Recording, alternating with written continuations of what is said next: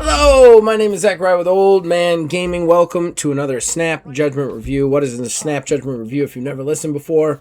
I think game reviewers get a little caught up with 100%ing or near completing a game before they actually do the review. They forget what it's like to play it right off the bat. So I do about 5 to 10 hours with my game, just trying to give you an idea if you're going to enjoy it right away. That coupled with the fact that I think games are one of the most subjective forms of art, I do not give scores for my review. Instead, I will tell you the overall view of what the game is. Then I'll list the pros and the cons from my point of view, and then I'll tell you whether I personally will be sticking with the game or DLC outside the purposes of this review. I have one more disclaimer to hit on this one, and it will factor into one of the cons, but I am doing First Light today, 007 First Light, and this is the first game that my computer has trouble with. It has a real hard time running it, to the point where when I was recording, I was having an incredibly hard time recording video. So it might not be the best, most expressive video of what the game is, because I couldn't usually I just run the recording for like the first 5 hours, then delete the raw footage after I edit the review. But I really couldn't do that. The game was starting to really have a problem. Characters would pop in, audio would cut out, and my computer got real hot. So the footage is not the best. I apologize about that. So, as I've already said, we're doing 007 First Light, IOI's kind of Bond game that we've been waiting for forever. And I want to tell you guys again, also, that I am a huge Bond fan. Huge James Bond fan. I've been a huge James Bond fan almost my entire life. It's one of the few things that I really connected with my dad on. I love the spy stuff. I love the James Bond. And I'm also going to say something else. I don't think GoldenEye was a very good spy game. It was a great first-person shooter. It brought first-person shooters to consoles in a big way. But as far as a Bond game, not really there. This, to me, First Light, is the first true James Bond video game, in my opinion. It is absolutely 100% spy all the way through. So, I don't want to spoil everything in this game, because there's a lot of story beats that I think that you guys should be experiencing on your own. One of the reasons that I'm behind with doing this review is because I had to pull myself away from playing it to actually do the review. I'm over 10 hours in at this point, and so much happens in just that first 10 hours. I mean, obviously, from what I understand, it's only about a 20-hour game for the story part of it, but there's a lot of added value in the go-backs. So, let's get into it. I don't want to spoil all the story stuff. First Light is an origin story for James Bond.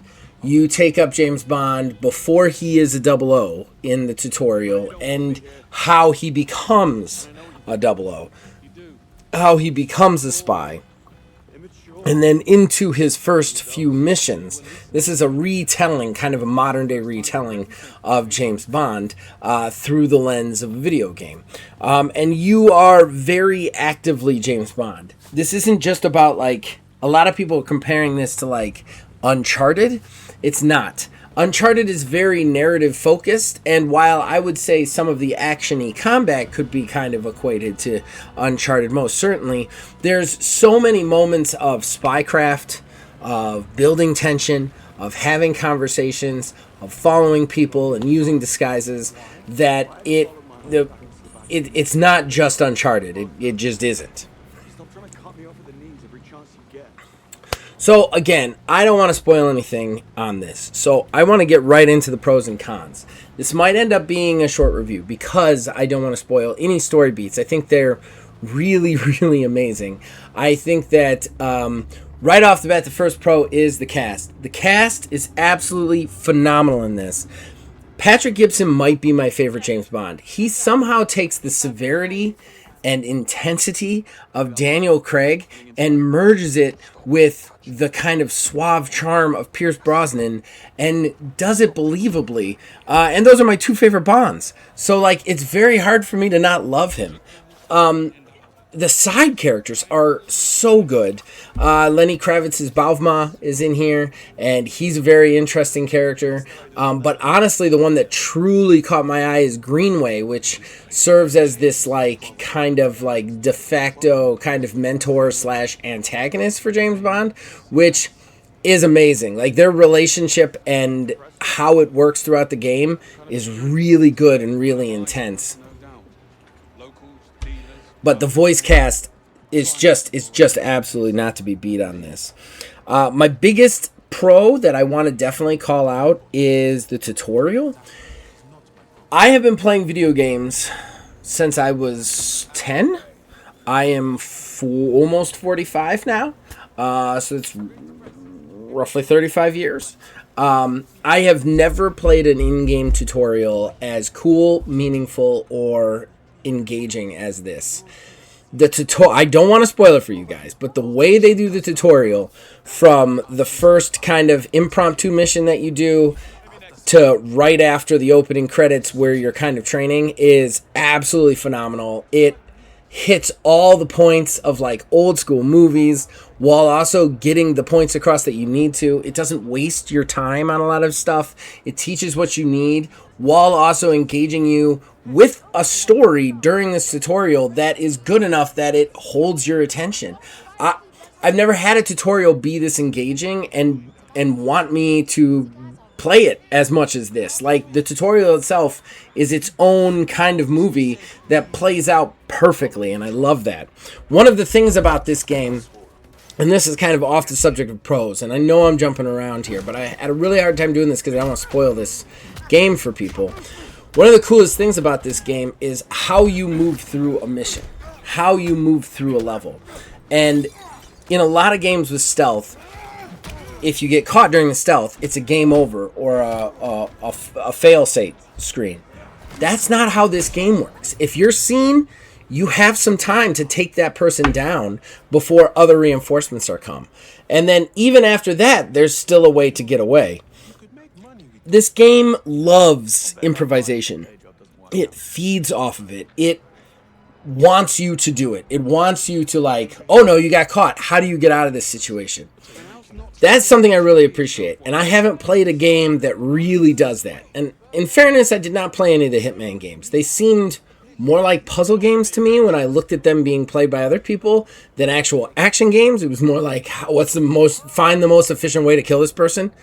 But this game takes that planning, but then merges it with improvisation. The other thing I love about this game is it gives you a mission, it gives you a goal, and it allows you to go about doing it, but it also randomly throws monkey wrenches into the plot. Oh no, there's this guy who's going to attack you now for no reason. Oh no, it's this guy who's going to kind of blow your cover. How do you deal with that? Which gives you that real spy James Bond feeling of being out on a mission. I love how they do it, because they usually just have this like opening where you're driving into a place, like a really cool locale, and then that locale kind of opens up, and then you have to kind of accomplish something to get closer to your goal in that locale. How you accomplish that is up to you, and then it builds some tension, and you have to accomplish something else, and that builds some tension, and it always ends up in some huge crescendo of an action scene or a sequence.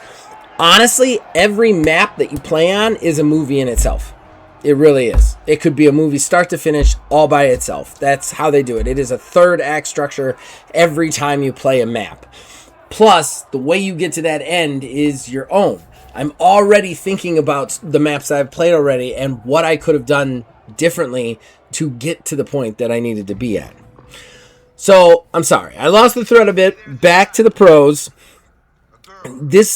One of the things that the writing is amazing. It's phenomenal. There's not much to say about it other than it's just that good. It's really good. It keeps you guessing. I mean, I haven't seen it all the way to the end, obviously, but the dialogue is phenomenal. The lines in this game, I get it confused because it's that good, are so good that it's very engaging. And then the other thing I really like what they do is they make you feel James Bond. They make you feel like you're James Bond. What do I mean by this is Like another example of Uncharted. When Uncharted is being played, you are moving through an action sequence or a set piece or whatever, or a climbing piece, and there's some dialogue going on, but it's not dialogue you choose, it's not dialogue you have any influence over. And then it'll end up in a cutscene that is really long and takes you to the next scene or whatever. That's one of the things I hate about very narrative games, is because I don't feel like I have control over the narrative. With James Bond, they make you walk down the hallway. They make you drive to the next mission. They make you do that. And then when people are talking to you, a lot of times they make you choose how you respond. Even if the outcome is different, they make you feel like you are in the moment. You are Bond. How is Bond reacting depending on you? And I think that is really cool. And I love the way they do that. Because when my biggest worry about this game going into it was that everything would be stilted. It would be like, here's this mission, you do this mission, even if it's open-ended, you do the mission, and then there's a big cutscene. And that happens, but a lot of times you also have a lot of influence over those cutscenes, even if they don't change anything, because there's only one ending that I know of. You still feel like you're in the moment because of that. And I love that. I know it's weird to say that, like, oh, the menial tasks make this game what it is, but in a lot of ways it does. Because those menial tasks make you feel like you're Bond, not just a guy watching a Bond story play out. All right, let's switch to cons. All right, I've got a couple cons. My biggest con I'm going to save for the end. I'm going to do my smaller cons first. My big one is the close combat buttons. There's a lot of people online that had a problem with the close combat. They didn't really like it. It was herky-jerky. It is, but I mean, combat's kind of herky-jerky. I didn't necessarily dislike that, and often found more success with it than the gunfighting, which is extremely severe and extremely hard to do in first. That being said, they kind of represented a lot of buttons. So, and this might just be very nitpicky of me, so hear me out, but like, when your bad guy is attacking you, he will glow yellow for you to parry. Well, he should glow red, because red is the parry button. That's the universal parry button is red. It's the B button. B button is red. Red is the parry button. Why isn't he glowing red? And then when he glows red to grab you, at that point you have to press A. A is a green button. Green's for jumping. And it messes me up so many times in the fight. It's stupid, I know, it's nitpicky. But as somebody who has played a lot of games about punching and kicking, just look back at our history. Sifu, Absalom, so many games where it's all about fighting. I want those colors and buttons to mesh up, and they don't, and that frustrates me a little bit. The other thing, and this is a little bit nitpicky too, a lot of people have compared this like Hitman / Uncharted, right? And like the Uncharted action with the Hitman open worldness. Yeah, I feel that's that's oversimplified, but at the same time, not a bad description if you're trying to elevator pitch it. That being said, I kind of wish sometimes this was a little bit more Hitman-y. There's a lot of moments where I feel gated in. Like, there's a lot of open world stuff, don't get me wrong. There's tons of ways to go about stuff. But then there'll be, like, a moment where, like, I have to get a guy to get close to me and talk to me. And I have to do that by provoking him to punch me, and stalling so that he doesn't kill me. But if I fail that, it's a game over state. I hate flat game over states. I would much rather fail that and have something interesting come from it. And it doesn't necessarily mean it has to change the story. It just means you have to find another way to get close to him to hack his phone. And I think that, like, this game does that so well in so many other places and fails to do it in certain ones that it's very confusing. I would have really liked that a little bit more in some of those areas. Whenever I hit one of those little missions or little spots, that really killed it for me a little bit. It definitely hurt my enjoyment a little bit because it was like, well, I have to do this thing no matter how much I hate it or don't I hate it. And then finally, my biggest con is the specs. The specs are heavy, guys. And I don't really realize why they need to be. This game, so when I booted this game up, and I got a 5600 XT. It's an old graphics card. I'm not arguing that it's old, but even the games that have come out that require a 5700, I've been able to run relatively easily by potatoing some of the settings. Starfield being one of them. I had no problems with Starfield. I just potatoed the settings and played, and it looked fine. I don't care as much about graphics, so like that wasn't a big concern for me. And I was meeting the minimum. Their minimum requirement is a 5700. I have a 5600 XT, which kind of doubles as a 5700. So I was meeting the requirements, and I thought I'd be fine. I'd just potato it. Lo and behold, I go into the game, all of the graphical settings automatically set to low because of my stuff, and I am still somehow using 600 more VRAM than I should be, than the game is required to play. And that's insane to me.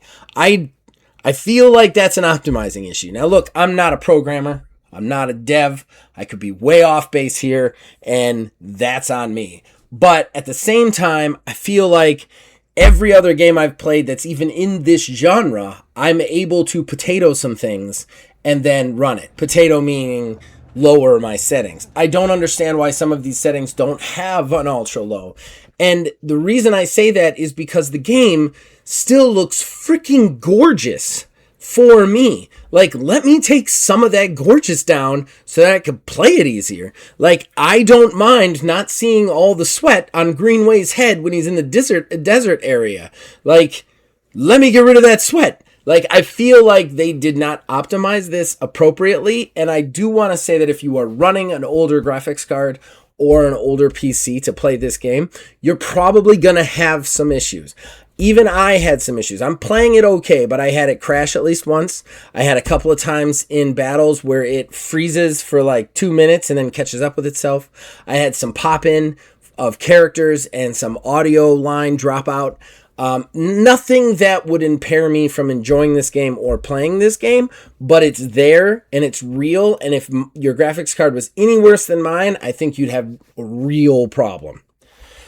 So that brings us to whether or not I'm going to stick with it. I think you guys already know the answer. I love this game. This is the first AAA game that has really got me in a while. Despite the spec issues and a couple of nitpicky cons, I think this may be my game of the year at this point. Patrick Gibson is amazing. Everybody else is amazing. The guy playing Greenway is amazing. The writing is amazing. The story is amazing. The action is amazing. The gameplay is amazing. And the way they allow you to go from gunfight to stealth to fist fight to driving, and it all works together, is phenomenal. It absolutely makes you feel, it gives you that spy fantasy that I don't feel like any other game has properly given you before now. So, did I get it right? Did I get it wrong? And let me know in the comments below. You can also join our Discord, links in the description below. Influence this and all of our shows from there. And as long as you guys keep watching, listen, we'll keep making them. We'll see you guys next time.